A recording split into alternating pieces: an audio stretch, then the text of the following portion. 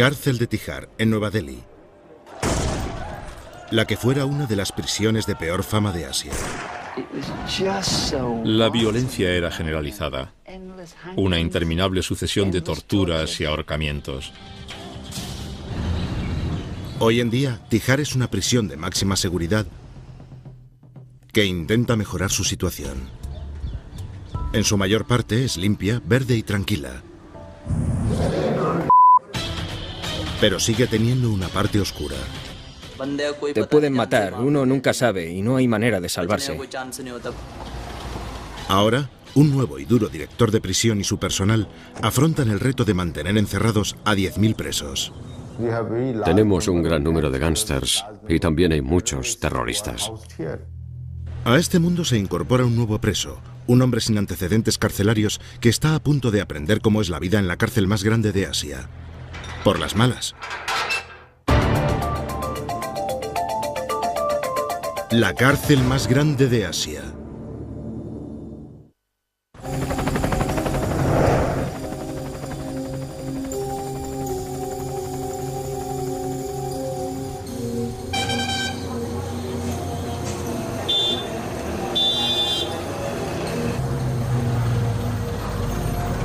Hoy, una sucesión de autobuses traslada a grupos de acusados a Tihar, la mayor prisión de Asia.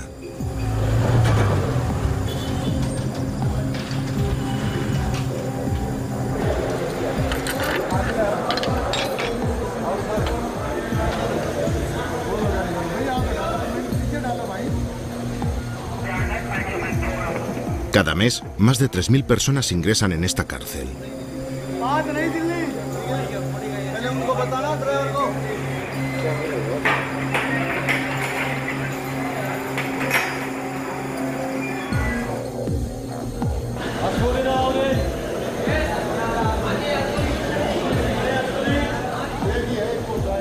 Ashir Kumar nunca ha estado en prisión. Detenido por violencia doméstica e impago de pensión alimenticia, un juez lo ha enviado aquí directamente desde el juzgado, literalmente con lo puesto. ¿Cómo te llamas? Asha Kumar. ¿Nombre de tu padre? Shiarun Kumar. ¿Profesión? Tengo una sala de videojuegos. ¿Alguna cicatriz? Aquí. ¿Alguna más? Aquí hay otra. El personal de la prisión registra sus datos. A continuación, un examen médico por si hay alguna circunstancia que requiera tratamiento. ¿Alguna adicción? Sí, señor. ¿A qué? Alcohol y cigarrillos.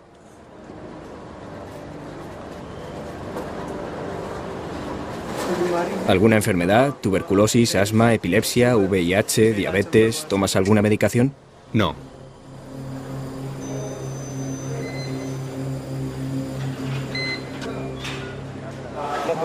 Abre la boca. Como todos los presos de Tihar, desde la apertura del centro en 1958, Ashir se somete a un cacheo completo antes de ingresar. Había oído hablar de Tihar, pero esta es la primera vez que estoy aquí, así que estoy un poco asustado. No sé qué tipo de gente hay aquí.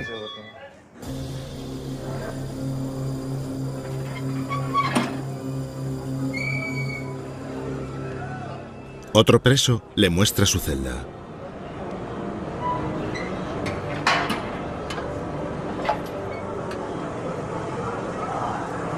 Ashir está aquí bajo custodia judicial.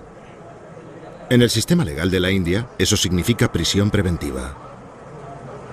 Su próxima comparecencia ante el juez debe producirse dentro de un mes. Por ahora, Tihar será su hogar. En el pasado, por Tihar pasaron algunos de los peores criminales del mundo, como el asesino en serie Charles Sobrach, y terroristas como Ahmed Omar Said Sheikh, el presunto asesino del periodista estadounidense Daniel Pearl, y Maulama Masood Azhar, sospechoso de haber participado en los atentados de Nueva York del 11 de septiembre. Con una superficie de 162 hectáreas, este complejo penitenciario está compuesto por 9 módulos, 8 para hombres y una, la número 6, para mujeres. Cada uno tiene varios pabellones con celdas y barracones para alojar a los presos. El complejo penitenciario de Tihar alberga a más de 10.000 presos, más de 20 veces la cifra media de cualquier prisión de los Estados Unidos. Violadores, terroristas, asesinos, traficantes de droga y jefes de bandas de gángsters comparten espacio con pequeños ladrones y delincuentes de cuello blanco. Cada nuevo día presenta nuevos desafíos al personal de poco más de 700 personas. A la cabeza de la prisión está su director general, Brijesh Kumar Gupta, quien lleva 35 años sirviendo en el Cuerpo de Policía de la India como jefe del Departamento Criminal de la Policía de Nueva Delhi y miembro de la seguridad del primer ministro de la India, entre otras funciones. En la sala de vigilancia por circuito cerrado, ve como un preso ataca a un guardia. Sus compañeros de la TSP, la Policía Especial de Tamil Nadu, no intervienen. ¿Por qué no intervienen los demás? Hay muchos. Avisa al comandante. Esos guardias no están haciendo nada. Mira, hay que suspenderlos. Avisa a su comandante. ¿Cuál es nuestro cometido? ¿Cuál es nuestra misión?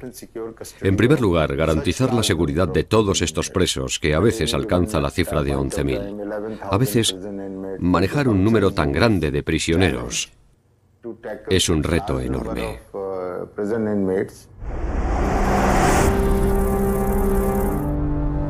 En el módulo número 3, es el primer día en prisión para Asir.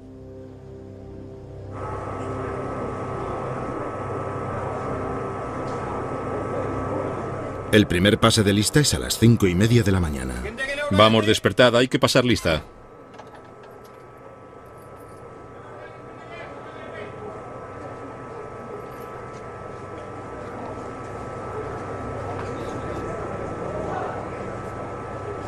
Deprisa.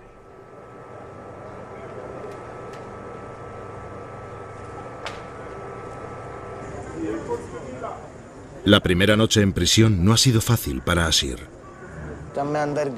Cuando entré en el barracón, todo el mundo se quedó mirándome fijamente. Me sentí muy raro. No es que haya cometido un delito serio o algo parecido. He pasado una noche horrible. Estaba lleno de bichos y mosquitos. La manta que me han dado es muy áspera.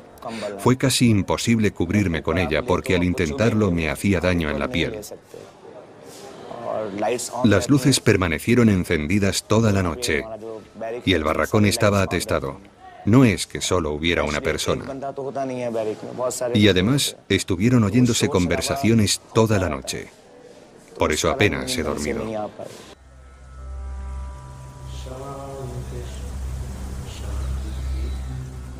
Por suerte para Asir, la administración de la cárcel dispone de varios programas para ayudar a los presos a sobrellevar una vida entre rejas. Tenemos un programa permanente de yoga y meditación y charlas espirituales para que la mentalidad del preso cambie de negativa a positiva. La serenidad de las zonas verdes de los módulos suele atraer a presos que vienen aquí a meditar solos. Siddhartha Vasita, más conocido como Manu Sharma, condenado por el espectacular asesinato de una modelo, lleva 8 años en la prisión de Tihar. Procedente de una familia rica y con influencia política, no estaba preparado para la vida en prisión cuando fue detenido y traído aquí. La primera noche que pasé aquí, ocurrió algo muy significativo. Cuando estaba a punto de entrar en mi celda, se me acercó un anciano muy flaco, me dio una piedra y me dijo: por favor, colócala debajo de tu cama. Le pregunté por qué debía de hacerlo, y él respondió: ¿por qué tienes que hacerlo? No entendí lo que intentaba decirme. Así que volví a preguntarle, y él me dijo que otro preso podría intentar hacerme daño. De modo que la puse bajo mi cabeza e intenté dormir, pero no pude debido a lo que me había dicho. Pasé toda la noche despierto, y a la mañana siguiente me di cuenta de que quien me había dado esa piedra cumplía condena por 22 asesinatos, y que me estaba advirtiendo sobre otro preso que tenía unos 30 asesinatos a sus espaldas. Cuando llegas a la cárcel, convives con algunos criminales muy insensibles, y yo tenía mucho miedo. Los primeros 5 días temí por mi vida, y sigo asustado hasta el día de hoy.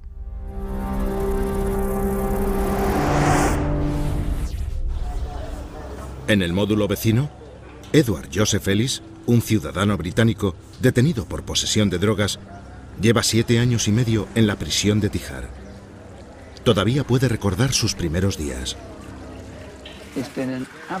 Esto ha sido una auténtica pesadilla. Cuando llegué a la cárcel me llevaron a los barracones. Era de noche, y cuando el guardia abrió la puerta del barracón, yo nunca había visto nada igual. Aquello era una escena increíble, porque el barracón estaba literalmente plagado de gente. Tuvimos que llamar a alguien. Entonces de un rincón emergió uno de esos cuerpos, se abrió paso entre los demás y llegó hasta nosotros. Después tuvo que apartar a 2 presos para encontrarme un espacio. Allí fue donde dormí, rodeado de cuerpos apiñados de pies a cabeza. Aquellos días los barracones eran una asquerosidad. Las paredes estaban cubiertas de 60 años, o el tiempo que la cárcel hubiese estado abierta, de sudor o lo que fuese del roce de los cuerpos. Había una letrina, o algo que se suponía que era una letrina, pero no tenía agua corriente. Así que en pocas horas el sumidero se taponaba, y aquello era como nadar en orina y excrementos. Así era la cárcel. Todos estábamos hacinados.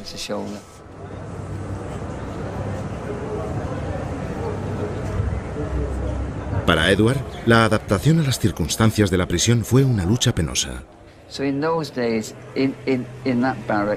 En aquellos tiempos, en el barracón y en el complejo entero, la violencia era generalizada. Era algo imposible de describir. Aquello era una interminable sucesión de torturas y ahorcamientos.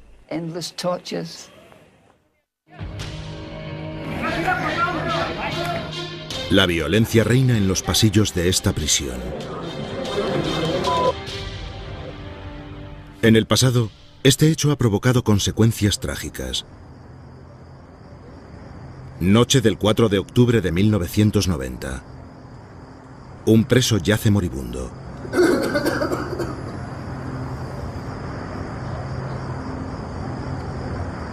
No está bien. Que alguien llame a un médico. Está mal. Que alguien llame a un médico. Llevamos esperando 2 horas. ¿Dónde está el médico?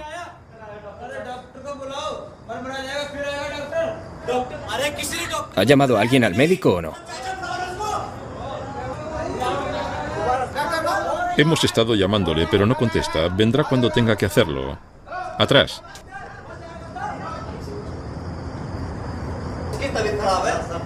El paciente está cada vez más cerca de la muerte.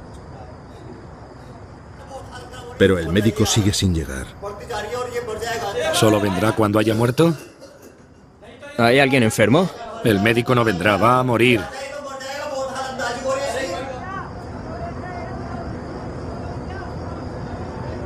Al final, el enfermo se rinde.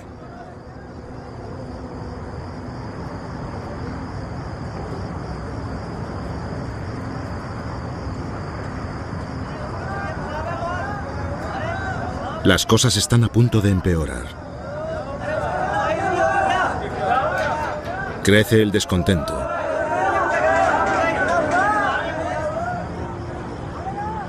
Pasan las horas y ningún empleado de la prisión ha retirado el cadáver.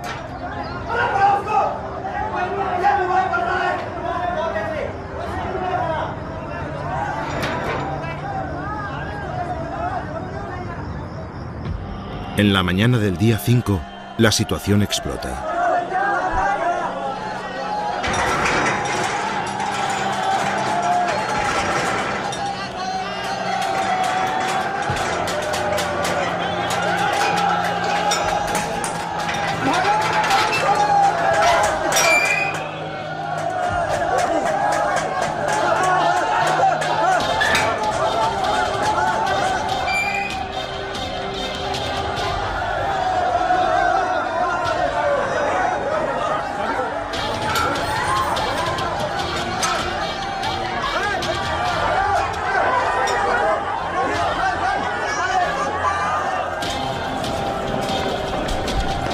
Guardias armados acuden prestos.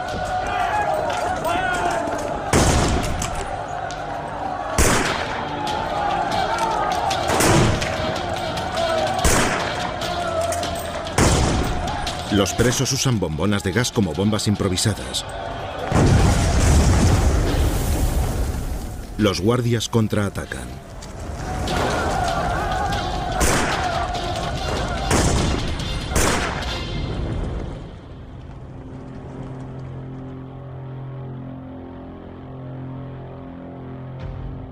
Cuando la situación queda bajo control, 9 presos yacen muertos. Fue hace mucho tiempo. Se trató de un gran motín y hubo algunos muertos. Fue alrededor del año 1990. En los últimos 4 años no se ha producido ninguna fuga. Esta prisión se considera muy segura debido a su peculiar configuración y su gran tamaño. Cada pabellón está rodeado de un muro alto, al igual que cada módulo. Todo el complejo está rodeado de muros en su perímetro exterior, situados a cierta distancia de cada módulo. Hay bastante espacio entre las distintas prisiones. Además, los presos de alto riesgo están en un pabellón especialmente creado para ellos, que cuenta con guardias armados. Por esto, debido a las capas de seguridad, es muy difícil fugarse. Alguien podría superar 2 capas, pero no las 4. En todas las prisiones, la seguridad está a cargo de guardias con porras. Pero en los pabellones de alta seguridad y en los muros externos de cada prisión y en los corredores que existen entre ellos, hay guardias paramilitares armados con rifles y metralletas. También hay vehículos acorazados y equipos de respuesta rápida siempre a la espera. Los sistemas de seguridad de Tihar se reforzaron tras algunas fugas. Aún así, los presos siguen buscando formas de huir. Pasé el primer año buscando la forma de escapar, pero no había ninguna. Ese fue el primer golpe y la primera decepción, que no había modo de huir. Pero el segundo año y el tercero seguí buscando y aprendí un poco más acerca de la cárcel y sobre la forma de moverse dentro de ella. Entonces me di cuenta de que a menos que uno emplease una cantidad de violencia inaceptable, no había modo de salir. En esta situación te ves obligado a adaptarte poco a poco.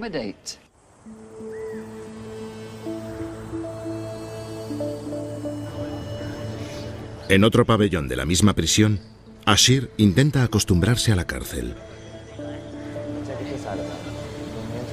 Cansado y con falta de sueño, intenta lavarse. Por favor, pásame el tazón. Necesito agua.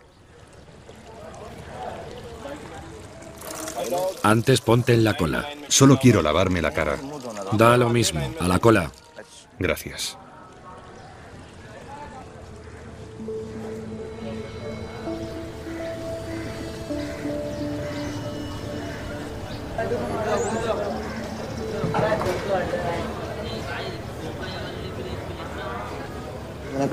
Nunca imaginé que mi vida fuese a dar un giro así, que iba a terminar pasando la noche en la cárcel. Nunca me lo imaginé. Igual que Ashir, alrededor del 80% de los presos de Tihar están siendo encausados en varios tribunales de Nueva Delhi. Seguirán aquí al menos hasta la conclusión de sus juicios. La consecuencia de esto es que a veces hasta 14.000 presos han tenido que apiñarse en un espacio que solo tiene capacidad para albergar a 5.200. El hacinamiento es un problema grave porque cuando tienes recursos para acomodar a un número X de personas, por ejemplo 6.000, pero la cifra sube hasta 12.000, te puedes imaginar lo que pasa. La seguridad, el procedimiento de visitas, el agua, la electricidad, la cocina, los servicios médicos, todo se hace insuficiente.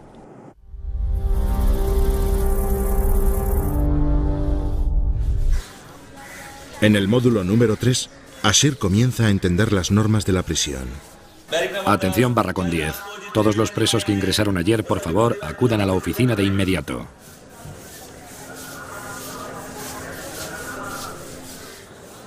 Aquí.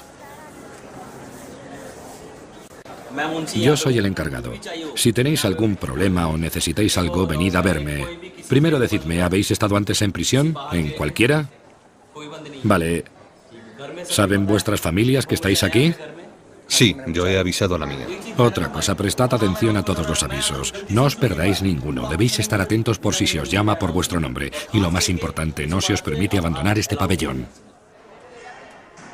El almuerzo se sirve a mediodía.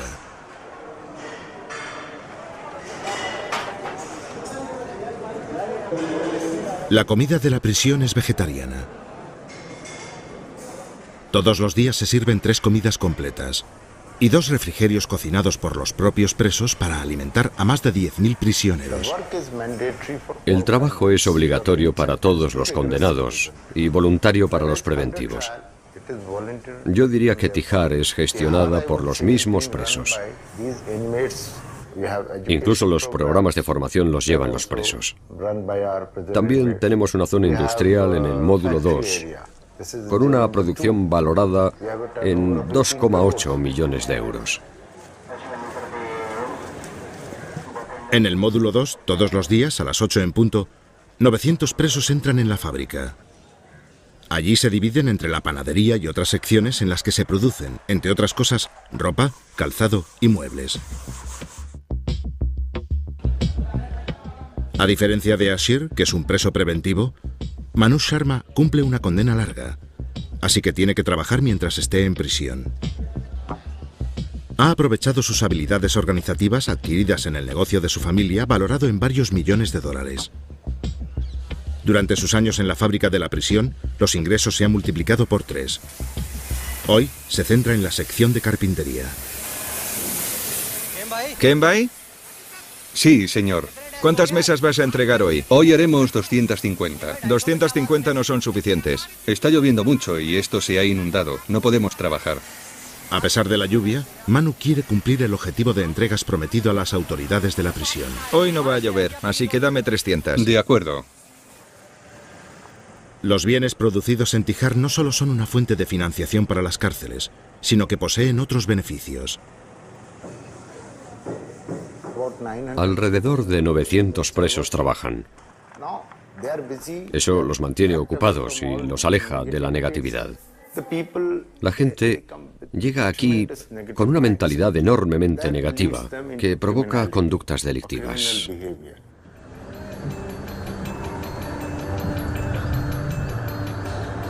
Tijar alberga una variedad de prisioneros. Aunque la mayoría está aquí por pequeños delitos, algunos son delincuentes y criminales habituales. Nuestra misión es que cuando un preso regrese a la sociedad, se haya rehabilitado y se convierta en un buen ciudadano. Durante su tiempo en prisión, debe adquirir alguna habilidad. La prisión de Tijar cuenta con varios programas gratuitos de formación, como el que dirige el peluquero Amjad Habib. Levanta y corta. Mírame. Entre las alumnas de Amjad, en el módulo 6, se encuentran mujeres encausadas y condenadas por prostitución, tráfico de drogas e incluso asesinato. Aunque el módulo 6 del complejo es femenino, el trabajo de su personal no es fácil. Por una parte, ese módulo es un remanso de paz en el que las madres crían a sus hijos. Por otra, se producen incidentes violentos. En estas imágenes, una presa extranjera ataca a una enfermera en las instalaciones médicas del módulo.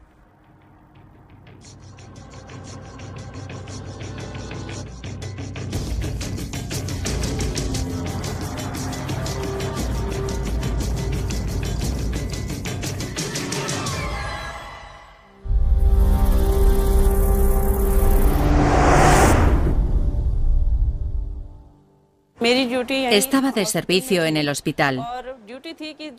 Mi cometido era asegurarme de que las pacientes psiquiátricas tomaban su medicación delante de mí y que no se la llevaban a sus pabellones para venderla. Una de ellas intentó esconder la suya y llevársela. Cuando la cogí por la mano, la extranjera me atacó. Entonces yo la golpeé en defensa propia. En cuanto lo hice, cuando la golpeé y le tiré del pelo, me mordió. Me mordió aquí. Me preocupé mucho porque tenía VIH. Pasó casi un año hasta que me repuse del incidente. Temía haber contraído VIH y estar poniendo en peligro a toda mi familia. Desde entonces, estuve demasiado asustada para volver a entrar en este lugar. Tras un año de baja, Renu se reincorpora a su trabajo. La gerencia del módulo 6 se enfrenta continuamente a este tipo de dificultades. Si alguna se enfrenta a ellas, la señalan. No importa que sea personal de bajo rango o un jefe, sea quien sea. A veces incluso van a por el comisario. La historia de Tihar está marcada por la violencia.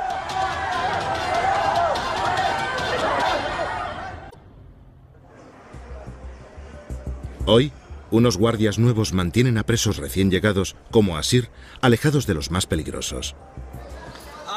Asir Kumar, hijo de Arun Kumar. Vamos, tienes visita. Son buenas noticias para Asir. Han venido mi hermano y un amigo. Ayer le había enviado un mensaje. Tal vez haya venido por eso. Aunque sea nuevo, Asir puede percibir el trasfondo violento de la cárcel. La policía nos obligó a desnudarnos para cachearnos. Me tomaron la huella dactilar del pulgar para registrarla en el sistema. Incluso me empujaron un poco. Cualquier nuevo se alteraría, porque quién sabe cuándo te darán una paliza.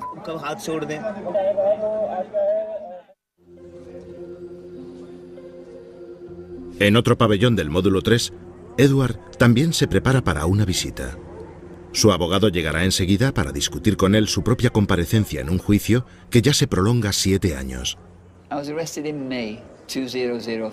Me detuvieron en mayo de 2003, pero nunca presentaron cargos contra mí hasta noviembre de 2004, un año y medio después.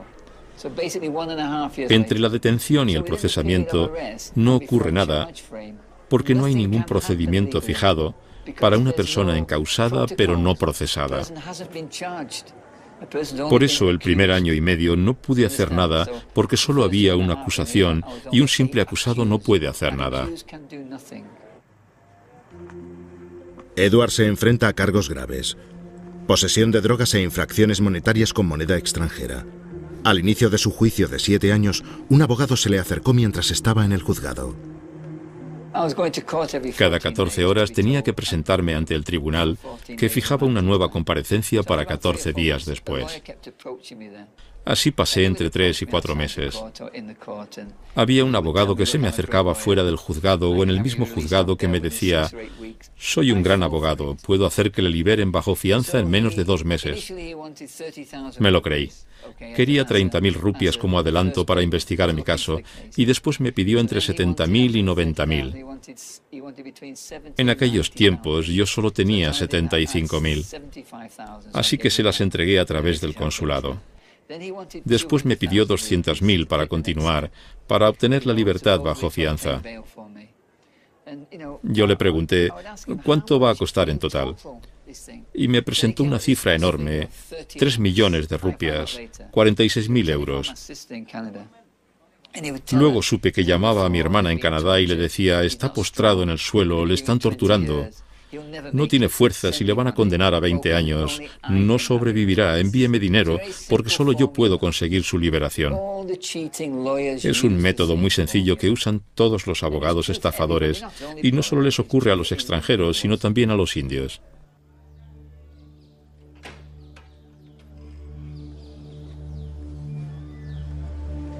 El actual abogado de Edward, el último en una serie de letrados, llega puntual. ¿Cómo está, señor Mata? Señor Saxena. En Tihar, las reuniones de los presos con sus abogados se producen en presencia de un subcomisario.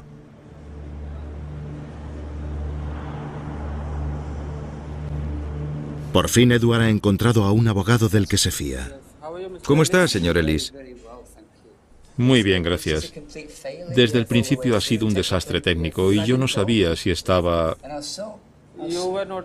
Usted no lo sabía y tampoco recibió asesoramiento legal adecuado. El caso es el siguiente. Como sabe, encontraron hachís y también moneda extranjera, pero no se produjo ninguna declaración. Así nuestra defensa es sencilla. Están obligados a demostrar, más allá de cualquier duda razonable, que todo eso fue encontrado en su equipaje facturado. El asunto está casi concluido y el veredicto saldrá este mismo mes. Sí, que Dios le bendiga. En el módulo 3 han pasado más de 2 semanas desde el ingreso en prisión de Ashir. Como Edward, su próxima comparecencia se aproxima. Paso todo el tiempo cavilando, de modo que juego a cosas como el tenis de mesa para tranquilizarme. Así me distraigo. Pero luego comienzo a preguntarme qué ocurrirá el día 29. No lo sé. Por ahora no lo sé. Tal vez me extiendan la prisión preventiva. Todo depende del juez. Estoy un poco preocupado.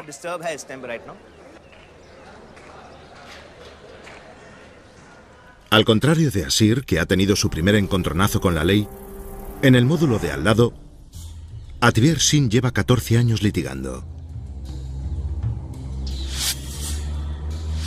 En su sentencia, el tribunal señaló las 37 puñaladas que asestó a 3 víctimas. La brutal, despiadada y diabólica forma en que cometió los asesinatos le valió una condena a muerte. Cuando me leyeron mi sentencia de muerte, me sentí como si la tierra se hubiese abierto bajo mis pies. Me quedé rígido, se me secó la garganta y comencé a llorar. No podía ni pensar, estaba totalmente paralizado. Adbir ha pasado más de 14 años en prisión apelando a varios tribunales superiores para obtener un aminoramiento de su condena. Acudí al Tribunal Superior porque pensé que ellos atenuarían la condena, pero no fue así. Entonces me dirigí al Tribunal Supremo, donde el caso estuvo casi 4 años. Estaba 100% seguro de que la pena de muerte sería conmutada por cadena perpetua. Por desgracia para él, el Tribunal Supremo desestimó su apelación y confirmó la primera sentencia. Manoj Dwivedi es el comisario del módulo en el que los condenados a muerte pasan su último día. Cuando alguien es condenado a muerte, el Tribunal Supremo confirma la sentencia y la petición de indulto es rechazada por el presidente del país. Un juez expide una orden negra. El comisario del módulo se la lee al convicto, que tiene que ser ejecutado mediante ahorcamiento en los 15 días siguientes a la publicación de la orden.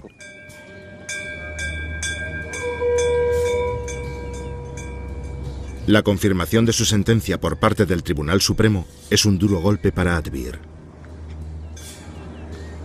De repente, a eso de las 8 de la mañana, cuando estaba durmiendo, mis amigos vinieron y me dijeron que el Tribunal Supremo había rechazado mi apelación. Recuerdo que fue un martes.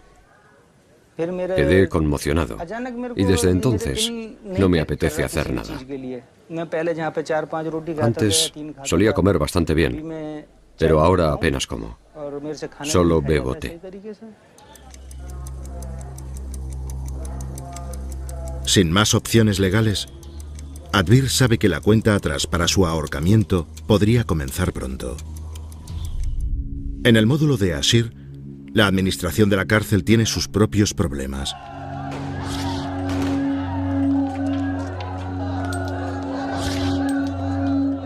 En el pasado, la violencia ha arruinado la prisión. El último episodio de violencia entre bandas terminó con un preso hospitalizado.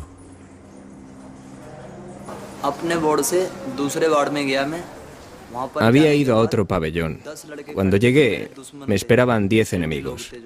Gente que estaba en contra de mí. 4 de ellos me cogieron y 3 o 4 blandían cuchillos y bisturís. Me atacaron. Primero me dieron en la espalda. Al principio pude esquivarlos, pero después me dieron aquí y aquí. Me dejaron la espalda malherida, pero pude revolverme y defenderme. Los presos proclives a la violencia saben dónde y cómo procurarse armas. Las conseguimos aquí mismo. Algunos cabecillas las consiguen y nos las dan. Y nosotros se las pasamos a otros. De una forma u otra, nos las arreglamos para conseguirlas de donde sea. Agujas, cuchillas y varillas de hierro se usan para hacer cuchillos. Hacen mazas con barras rotas o con fragmentos de tuberías y con ellas aplastan a alguien. Uno nunca sabe y no hay manera de salvarse. El comisario Manoj Dwivedi decide tomar cartas en el asunto. A los presos de este pabellón les aguarda una sorpresa.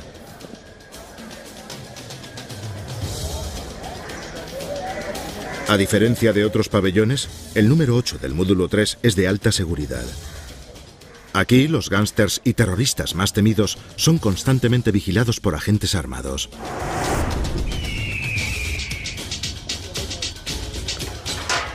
El comisario entra encabezando a sus hombres. Aparta. Esto es un registro. ¿Qué es esto?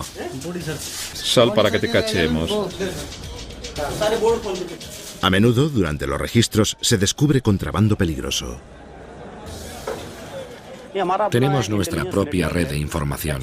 Son los mismos presos quienes nos informan de lo que pasa, seguimos de cerca las actividades de los presos y de vez en cuando realizamos un registro sorpresa. Ningún rincón queda sin registrar.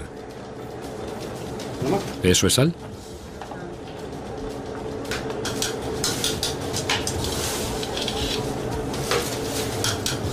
Entre las baldosas sueltas puede haber escondrijos.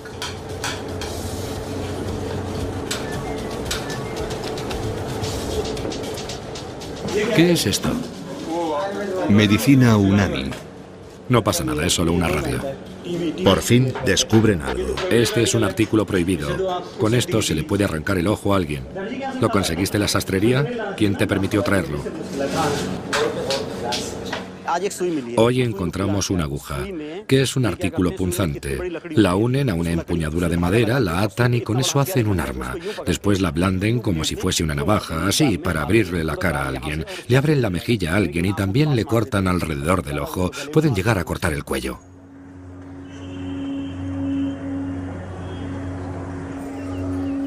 A pesar de los cambios positivos de los últimos años, trabajar aquí sigue siendo un desafío. Mi familia siempre está preocupada por mí.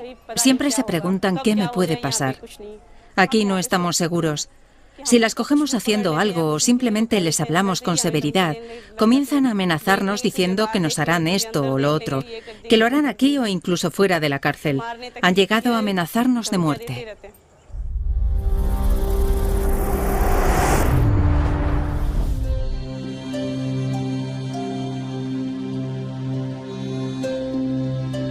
En el pabellón 3, Ashir se acostumbra a la vida en prisión.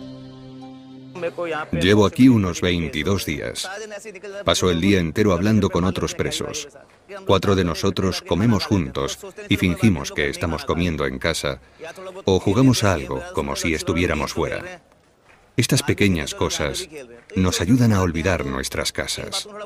Si no fuera así, uno pasaría todo el tiempo solo y sería muy difícil aguantarlo. Pasan los días.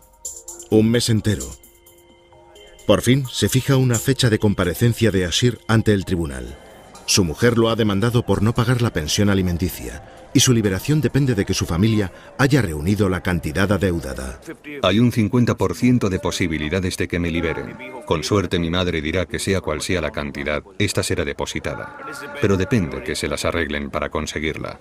No he hablado con ella. Solo sabré lo que pasa cuando llegue al juzgado.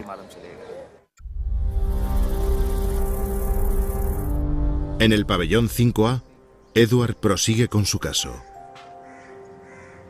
Sabe que el asunto no tendrá una solución fácil. Puede ser un mes más, 2, 3, otro año, 5 años más. No sé cuánto tardará. Dicen que mi caso está a punto de cerrarse, quién sabe. Cuando termine, terminará. Saldré por la puerta, gracias a Dios, y se acabó. No tendré nada pendiente.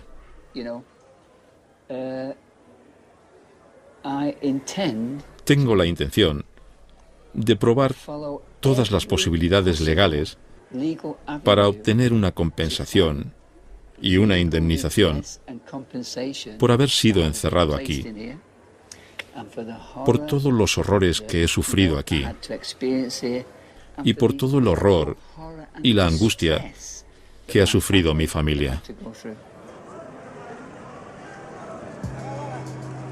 La razón de que Tihar siga albergando el doble de presos para los que se construyó es la presencia de presos como Edward, los llamados preventivos, que permanecen en la cárcel durante todo el juicio.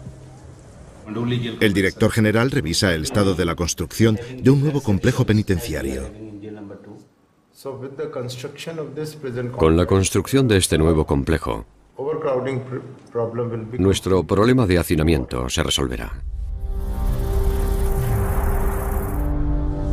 En la fábrica del módulo 2, Manu tiene noticias para el comisario. ¿Cómo va la producción? El objetivo de hoy era 500 unidades, pero lo hemos superado y han llegado a las 700. Por favor, reúnan los historiales de todos. Cualquier beneficio que esté en mi mano concederles, se lo concederé.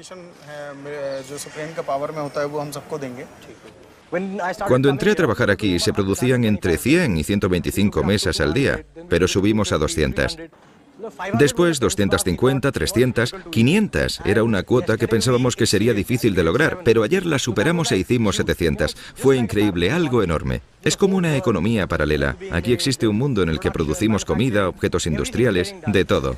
En el mismo módulo que Manu, Adbir discute su estrategia judicial con su tío, involucrado en el mismo caso. ¿Cómo estás? Bien, ¿y tú? Muy bien.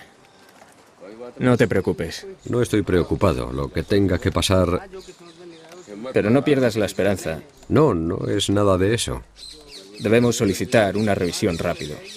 Lo haré entre el día 20 y el 25. Veamos cómo sale. Me arrepentiré mientras viva. Es como si mi vida hubiera acabado. El resto lo dejo en manos de Dios. Si mi destino es vivir, viviré. Si no...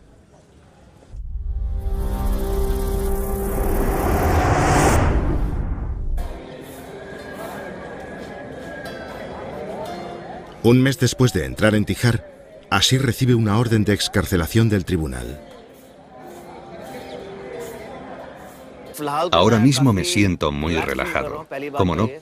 Me siento feliz de regresar a casa. Nunca imaginé que alguna vez estaría en prisión.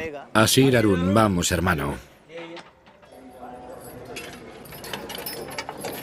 Vámonos.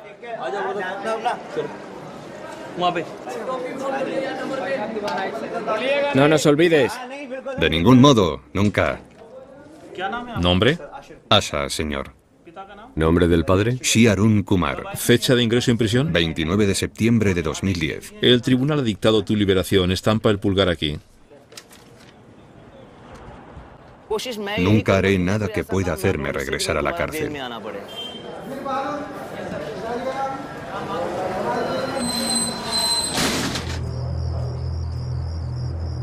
Mientras Ashir camina hacia la libertad, alrededor de 200 personas son encerradas todos los días, más o menos el mismo número de los que salen.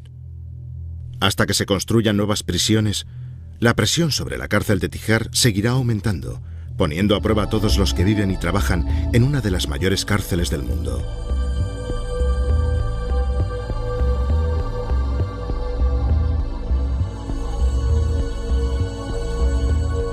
Si existe un mundo aislado del resto, sin duda es este. Ashir Kumar ha vuelto a dirigir su sala de videojuegos. A finales de 2010, un nuevo director general se hizo cargo de la prisión de Tihar después de que Brijesh Kumar Gupta fuese nombrado comisario general de la policía de Nueva Delhi. Manu Sharma sigue trabajando en la fábrica de la prisión mientras cumple su cadena perpetua. Adbir Singh agota los últimos recursos legales para salvarse del ahorcamiento. Edward Joseph Eli ha sido declarado inocente por un tribunal y ha salido de la prisión de Tihar. El fiscal tiene previsto apelar su absolución ante el Tribunal Supremo.